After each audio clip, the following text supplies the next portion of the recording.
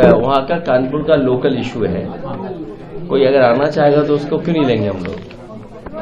जब बीजेपी में एक दूसरे का सर फोड़ रहे हैं तो हम क्या करें। अभी जो मान लो कफ सिरप है माफिया, कफ सिरप माफिया किसके हैं, सब बीजेपी के माफिया हैं। जान लिया कि ये जो कफ सिरप है इससे कितनों की जान चली गई, बच्चों की जान जा रही, बच्चों की जान से खिलवाड़ कर रहे हैं। जो हमारे गरीब है, जो नहीं जानकारी रखते, उनके जीवन से, उनके स्वास्थ्य से खिलवाड़ कर रहे हैं बीजेपी के लोग। अब कहां इनका बुलडोजर है।